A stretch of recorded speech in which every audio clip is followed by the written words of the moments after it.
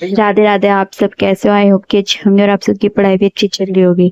तो आज का टारगेट थोड़ा लेट डाल रही हूँ, थोड़ा सा बिजी थी इस वजह से। तो वो आप कहाँ बिजी थी, क्या कर रही थी, वो तो आपको कल की वीडियो में पता चलेगा।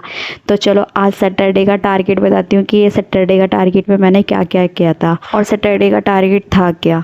तो यहाँ आज ये 15 मार्च का टारगेट था। जैसे कि आप देख सकते हो, मैथ इंग्लिश जीएस का सारा टारगेट बनाया था पर कंप्लीट नहीं कर पाई थी। सिर्फ मैथ में ये सारा टारगेट कंप्लीट किया था, इंग्लिश में ये सब किया था और स्ट्रैटेजी के थोड़ी सी पेज पड़ी थी, ज़्यादा नहीं कर पाई थी आज मैं ये।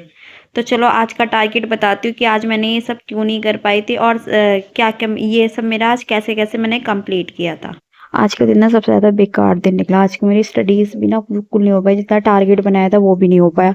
बहुत ज़्यादा गुस्सा आ रही थी मुझे, क्योंकि ना पता नहीं क्या हो रहा था आज। मतलब सुबह से मेरे ऐसे ही पूरा दिन निकला है मेरा।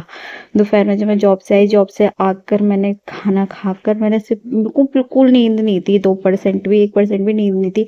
मैंने चाय पी, आराम से पी कर और मैं बेड पे लेट के पढ़ रही थी। मैंने कहा चल वीडियोस देख लेती हूँ मैम की, मैम ने वीडियोस ले रखी होगी। मुझे पता ही नहीं चला मैं कब सो गई, करीबन 5 बजे जगी। और जब मैं 5 बजे जगी ना, मैंने टाइम देखा, मुझे इतना तेज गुस्सा आ रहा था अपने अंदर। अपने ऊपर आता है कि मुझे कि यार मैंने स्टडीज़ करनी है, अपना टारगेट कंप्लीट करना है और मैं सो गई। मतलब अपने ऊपर ही गुस्सा आता है और कभी कभी तो गुस्सा पता है पेरेंट्स पे भी निकल जाता है।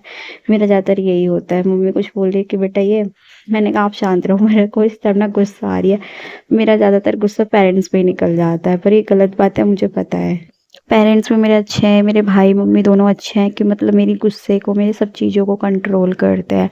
वो ही हैं जो मेरे इस टाइम मतलब हेल्प करते हैं मेरी हर चीज़ में। मतलब जब भी मैं पढ़ाई कर रही हूँ, चाहे कुछ भी करूँ, सिर्फ उन्हीं की बदौलत है कि आज मैं यहाँ पे इस मुकाम तक खड़ी। वरना मेरे उतना को अगर पेरेंट्स सपोर्ट ना करे ना, ये सपोर्ट ना करे, तो मेरे बस की नहीं है मैं यहाँ पे तक हो पाऊँ।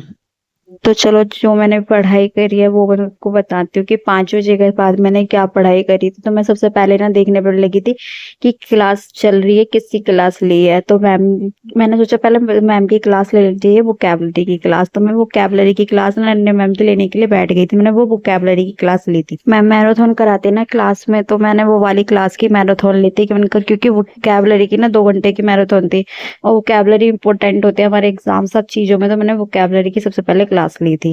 वोकैबुलरी की क्लास खत्म करने के बाद मैंने न्यूज़पेपर पढ़ने बैठ गई थी। जैसे कि मैम ने कराया था न्यूज़पेपर, तो मैंने न्यूज़पेपर की आज क्लास ली थी।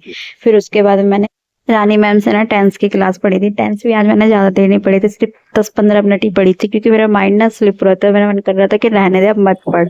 तो इस वजह से मैंने रानी मैम की क्लास ली थी, सिर्फ ज़्यादा से 15 मिनट के, 15 से 20 मिनट ही ली थी।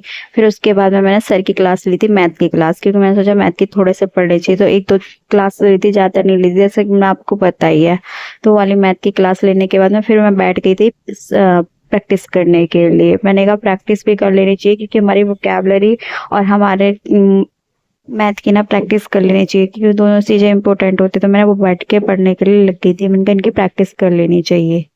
फिर मैंने रात को है ना मैम की दोबारा क्लास ली थी। मैम 10 बजे क्लास लेती है, फिर वो कल क्लास लेती, ग्रामर पेज पे वो क्लास थी। पर मैम की ना 2 घंटे की होती है सैटरडे वाले दिन, पर मैम ने 1 घंटे की ली थी। मैंने कहा चल कोई नहीं, 1 घंटे की क्लास लेना, मैं से 1 घंटे की क्लास को ले लेती हूँ। फिर वो क्लास खत्म करने के बाद थोड़ी देर मैथ पढ़ी थी। मैथ करने के लिए मैंने सोचा कि थोड़ी सी मैथ पढ़ ली, जो मेरी 1-2 क्लासेस रह गई है वो।